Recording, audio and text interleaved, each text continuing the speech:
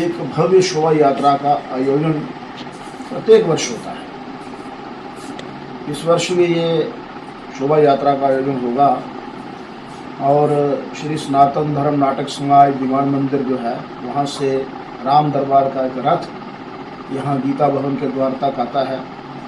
फिर अपने सनातन समाज का कोई वरिष्ठ बंधु उसकी पूजा अर्चना करेगा और फिर वो रात पूजा अर्चना के बाद यहाँ से वायाशाला मार्ग में इंदिरा चौक हरी मार्केट रघुनाथ मंदिर के पास जाकर खड़ा होगा। वहाँ से रघुनाथ मंदिर से आने वाला रथ जो है उसके साथ साथ वो रथ भी सारे महानगर की भव्य शोभा यात्रा में सम्मिलित होगा। इस अवसर पर हम सब जानते हैं रामनवमी क्यों मनाते हैं, दशहरा क्यों मनाते हैं, श्री कृष्ण जन्माष्टमी क्यों मनाते हैं।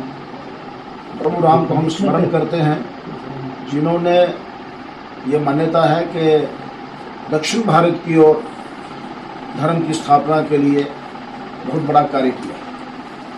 यहाँ द्वापर युग में हम चर्चा करते हैं किसी भी स्थान पर ये मंदिर किसने बनाया, पांडवों ने बनाया होगा, ये कुआं किसने निकाला, पांडवों ने निकाला होगा।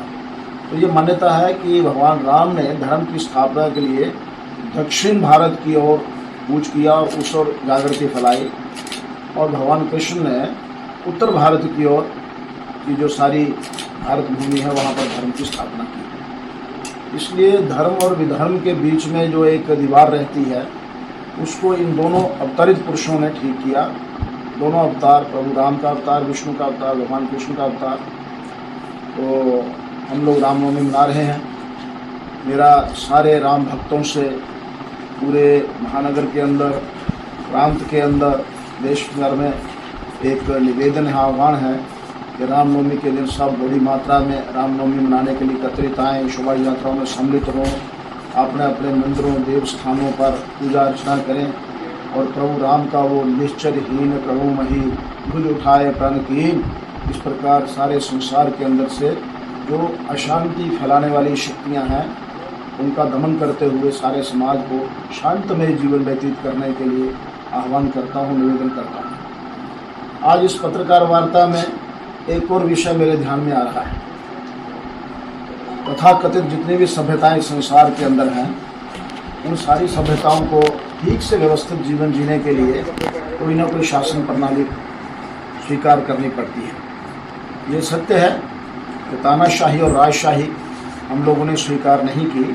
इस भारत भूमि के अंदर सनातन वैल्यूज़ ऑफ लाइफ को लेकर जीने वाले लोगों ने लोकतंत्र को अपनाया। तो हम प्रत्येक वर्ष पर्व और उत्सव मनाते हैं, परंतु एक 4-5 वर्षों के बाद एक और पर्व हमारे आता है, लोकतंत्र का पर्व, चुनाव होते हैं। तो मेरा निवेदन है और आह्वान है सभी मतदाताओं से, ऐसा प्रत्येक राष्ट्र हित में सोचने वाला व्यक्ति विचार करता है, सरकार विचार करती है, हमें भी कभी 5 वर्षों के बाद समाज के हित में, राष्ट्र के हित में ये विचार करना चाहिए कि हम मतदान जाकर करें, घर पर ना बैठे। 100% मतदान हो, यही लोकतंत्र की सफलता है। और मतदान करते समय देश का विकास, देश को परम भैरव पर ले जाना, भारत का विश्व गुरु बनना, इन सब बातों का विचार करते हुए मतदान करें ताकि देश विश्व गुरु बने। हमने देखा है घर में हमारे सामने हजारों साल के बाद एक देश के शासन प्रमुख जब विदेश में गए तो दूसरे देश के शासन प्रमुख ने उनके चरणों को स्पर्श किया। वो छोटा सा देश या बड़ा सा देश ये महत्व नहीं रखता। क्या न्यू पपुआ गिनी यहाँ के राष्ट्रपति ने भारत के राष्ट्र प्रमुख के चरणों को स्पर्श किया। शोभा यात्रा यहाँ से हम 3 बजे पूजा अर्चना करके निकलेंगे। उसके बाद हम यहाँ से होते हुए गंगा मंदिर तक पहुँचेंगे। वहाँ से 4 बजे, 4:15 बजे शोभा यात्रा निकलेगी जो रेजिडेंसी रोड, कंठ मंडी, राजेंद्र बाजार, श्री चौक, पुरानी मंडी, लिंक रोड, जैन बाजार, चबूतरा, पक्का डंगा, फिर पुनः मोती बाजार और फिर क्योंकि रुड़ाहजार में काम लगा हुआ है, फिर गीता भवन के आगे से होकर के शालीमार के रास्ते, इंदिरा चौक के रास्ते से रघुनाथ मंदिर तक जाएंगे। इस प्रकार का ये कार्यक्रम है। आप सबको कष्ट दिया, आप आए, बहुत बहुत धन्यवाद।